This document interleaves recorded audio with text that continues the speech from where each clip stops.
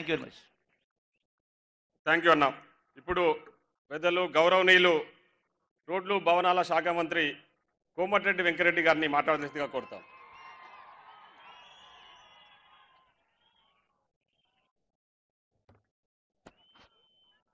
పాలమూరు ముద్దు బిడ్డలకు, కాంగ్రెస్ పార్టీ కార్యకర్తలకు, నాయకులకు పెద్ద ఎత్తున విచ్చేసిన మీ అందరికీ రెండు చేతులెత్తి నమస్కరిస్తూ, ఈరోజు హైదరాబాద్ ముఖ్యమంత్రి పురుగుల రామకృష్ణారావు గారి తర్వాత మళ్ళా మీ పాలమూరు ముద్దుబిడ్డ, నేడు తెలంగాణ ముఖ్యమంత్రి, తెలంగాణ ముద్దుబిడ్డ రేవంత్ రెడ్డి గారు ముఖ్యమంత్రిగా మొదటిసారి విచ్చేసి పాల్గొంటున్నా. ఈ సభలో పాల్గొంటున్న నా తోటి మంత్రివర్యులు పెద్దలు దామోదర్ రాజనరసింహ గారు, పెద్దలు జూపల్లి కృష్ణారావు గారు, జిల్లా కాంగ్రెస్ అధ్యక్షులు ఎమ్మెల్యే జిఎంఆర్ గారు, ఎన్ఎం శ్రీనివాస్ రెడ్డి గారు, అన్నిల్ రెడ్డి గారు, పన్నికారెడ్డి గారు, అలాగే మేఘారెడ్డి గారు, వంశీకృష్ణ గారు, ఇంకా దాదాపు మన శంకర్ గారు,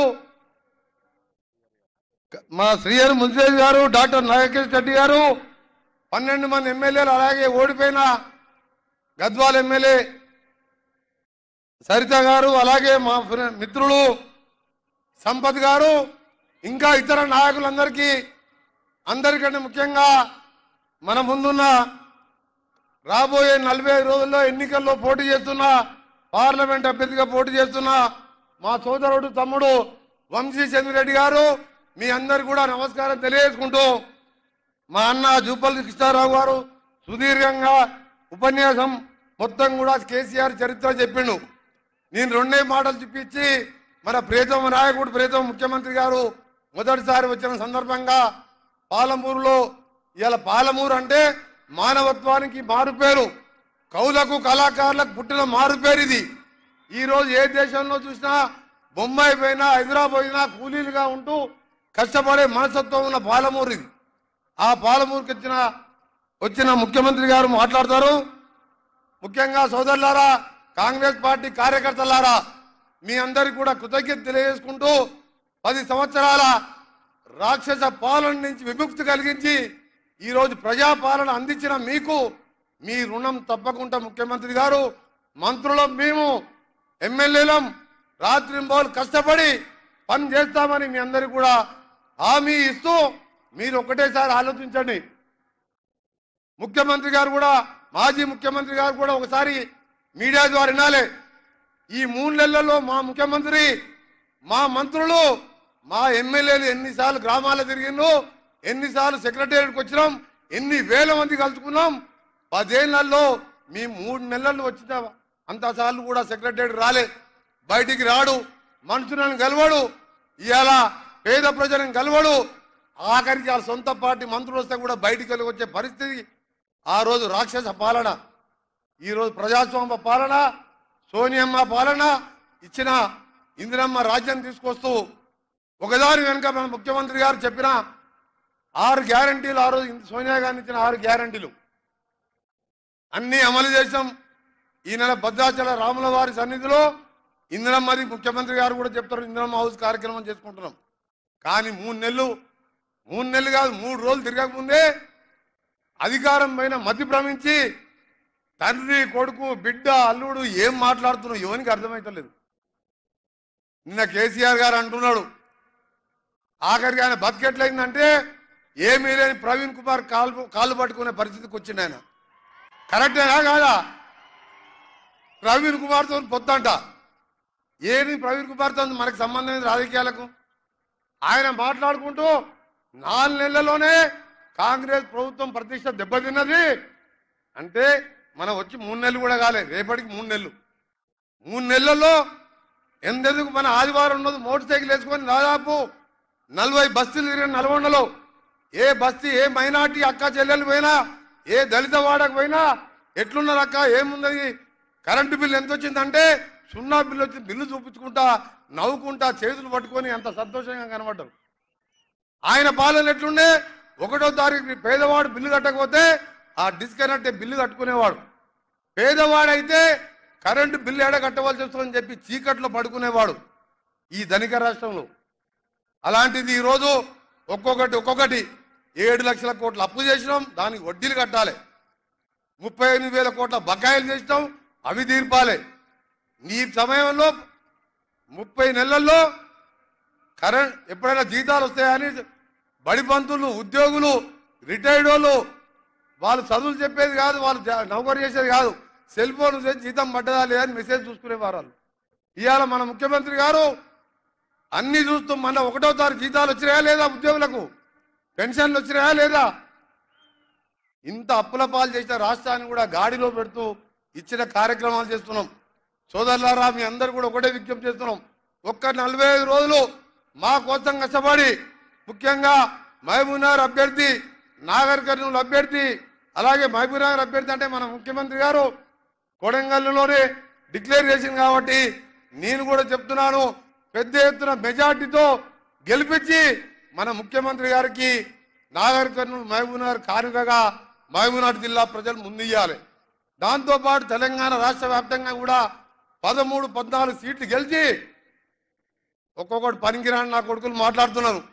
5 నెలలు ఉంటుంది, 6 నెలలు ఉంటుంది ప్రభుత్వం అని చెప్తున్న కేసీఆర్, కేటీఆర్, హరీష్ రావు, నీ దొంగ దందాలు, నీ బిడ్డ మద్యం ఢిల్లీలో మద్యం దుకాణం ఎప్పుడు తేలకపోతుందో తెలియదు.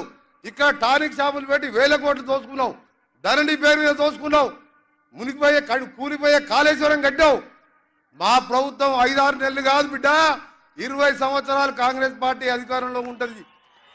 తెలంగాణ ఇచ్చిన పార్టీ సోనియా గాంధీ వేరే దేశంలో పుట్టినా ఈ దేశానికి వచ్చి కోడలిగా 2 సార్లు ప్రధానమంత్రి అవకాశం వచ్చినా భర్త మాంసం ముద్దలో మారిపోతే దేశం కోసం ప్రధానమంత్రి పదవద్దని చెప్పి ఆర్థికవేత్తను ప్రధానమంత్రి పెట్టి బంగారం తాకట్టే పెట్టుకెళ్ళి ఇవాళ దేశాన్ని ఈ స్థితిలో ఉందంటే సోనియా గాంధీ ఆలోచన విధానం.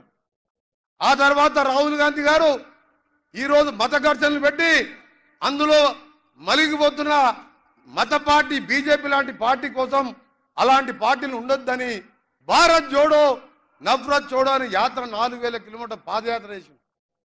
ఈరోజు న్యాయయాత్ర పేరు మీద 5000 కిలోమీటర్లు. ఆయనకు ప్రధానమంత్రి అవకాశం వచ్చింది. అమెరికా లాంటి దేశంలోనే 39 నెలలకే బరాక్ ఒబామా అధ్యక్షుడైండు.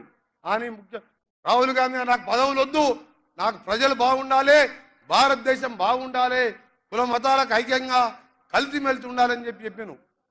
అందుకనే సోదరులారా, మీ అందరికి చెప్తున్నాం, ఈ ఎన్నికలు భారతదేశం 140 కోట్ల మంది ప్రజల ఆకాంక్ష కోర్చి నెరవేర్చే ఎన్నికలు కాబట్టి తప్పకుండా మన ప్రతినిధిగా కాంగ్రెస్ పార్టీ ఎంపీ అభ్యర్థిని గెలిపించాలని, అలాగే మన స్థానిక శాసనసభ్యుడు ఇంతకుముందే నా దగ్గర చెప్పిండు, ఆయన వచ్చిన రోజే తిరుపతి దేవునిగుట్ట దగ్గర ఫ్లైఓవర్ ఆర్ఓవి కావాలని 75 కోట్లతోని స్థానిక శాసనసభ్యుడు చెప్పిన విధంగా దాన్ని శాంక్షన్ కూడా చేయడం జరిగింది.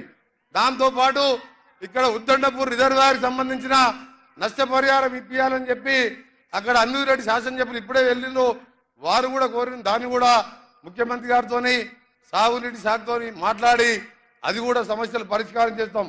ఈ ఎన్నికల్లో మేము కూడా 3 నెలలకెళ్ళి మా ముఖ్యమంత్రి గారు ఉదయం నుంచి రాత్రి వరకు ఏ విధంగా పనిచేస్తుందో మేము మంత్రులుగా అదే విధంగా పనిచేస్తున్నాం. 7 గంటలకు చేస్తే రాత్రి వరకు వేలాది మంది వస్తున్నారు. మేము అడిగిన మీ సమస్యలన్నీ ఎక్కడ పోయినాయి, 10 ఏళ్ళకెళ్ళి ఏమున్నది, నువ్వు ఎందుకు ఇన్ని తీసుకొస్తున్నా అంటే అప్పుడు ఎవరిని కలవాలి సార్, ఇవాళ కాంగ్రెస్ ప్రభుత్వం వచ్చింది, మాకు ధైర్యం వచ్చిందని చెప్తున్నాం. అందుకనే చెప్తున్నా, ఈ 45 రోజులు మీది, ఆ తర్వాత 5 ఏళ్ళు మా కష్టం, మేము మీ ఎమ్మడి ఉంటామని తెలియజేసుకుంటూ మరొకసారి ఎన్నికల ప్రచారంలో ముఖ్యమంత్రిగా రాష్ట్రం అంతా తిరిగినావు. నేను నల్గొండ భువనగిరితో పాటు భువనగిరిలో కూడా ప్రతి కాన్స్టిట్యూన్సీ ఎందుకంటే ఎమ్మెల్యేలు 12 మంది టైగర్ లాంటి ఎమ్మెల్యేలు ఉన్నారు, మీకు మీ ముఖ్యమంత్రి గారు ఉన్నారు. ఈ జిల్లాకి వెళ్ళి మేము కూడా వస్తాం, అవసరం ఉన్నప్పుడల్లా ప్రచారంలో పాల్గొంటాం. ఏది ఏమైనా సరే 13-14 సీట్లు గెలవాలి.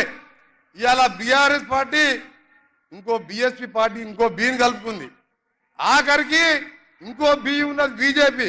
ఈ 3 బీలు కలిసినా సరే మనం మాత్రం 13-14 సీట్లు గెలిచి సోనియా గాంధీ రుణం తీర్చుకోవాలి. తెలంగాణ ఇచ్చిన సోనియా గాంధీ రుణం తీర్చుకొని ఈ 10 ఏళ్ల రాక్షస పాలనకి వెళ్ళి బయటపడి పాలమూరులో పెండింగ్ ప్రాజెక్టులు, నల్గొండలో శ్రీశైలం సొరంగం లాంటి ప్రాజెక్టులు ఇంకా మిగిలిపోయిన ప్రాజెక్టులు పూర్తి చేసుకొని ఇవాళ ఇంకోటి చెప్పడం మర్చిపోయినాం.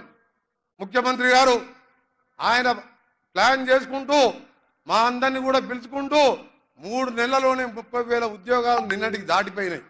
30,000 మంది ఉద్యోగాలకు. దాంతోపాటు గ్రూప్ 1 నోటిఫికేషన్ వేసినాం. మొన్న మీ ఎమ్మెల్యే గారు వచ్చినప్పుడు అన్న మా దగ్గర స్కిల్ డెవలప్మెంట్ సెంటర్ కావాలంటే మా డిపార్ట్మెంట్ ద్వారా న్యాక్ ద్వారా 20 కోట్ల రూపాయలతోని మహబూబ్నగర్ హెడ్ క్వార్టర్లో దాన్ని కూడా టెండర్ పిలవడం జరిగింది. అక్కడ అన్ఎంప్లాయిడ్ యూత్కు వొకేషనల్ కోర్స్ ఐటీఐ పాలిటెక్నిక్ చదువుకున్న వాళ్లకు ఇక్కడ బిల్డింగ్ కూడా కట్టబోతున్నాం. త్వరలో ఆ బిల్డింగ్ నిర్మాణం చేపట్టి నిరుద్యోగ యువకులకు కూడా అండగా ఉంటామని చెప్పి తెలియజేసుకుంటూ మరొకసారి మీ అందరికీ కూడా ధన్యవాదాలు సోదరులారా. ఒక్కటే కోరుతున్నాం, మేము ఇవాళ మీ అందరికీ చెప్తున్నాం, ఇవాళ కళ్ళబొల్లి మాటలు చెప్పేది కాదు. కేసీఆర్ గురించి మొత్తం తెలుసు, బీజేపీ గురించి మొత్తం తెలుసు, కులం మతం తప్ప ఏం లేదు వాళ్ళకు.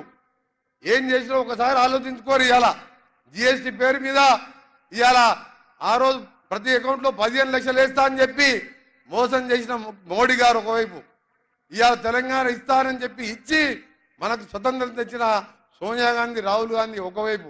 అందుకని మీరందరూ కూడా చేయి గుర్తుపై ఓటేసి కాంగ్రెస్ పార్టీ అభ్యర్థిని గెలిపించి మన ముఖ్యమంత్రి గారిని మాకు ఇంకా బలాన్ని ఇవ్వాలని తెలియజేసుకుంటూ ముగిస్తున్నా.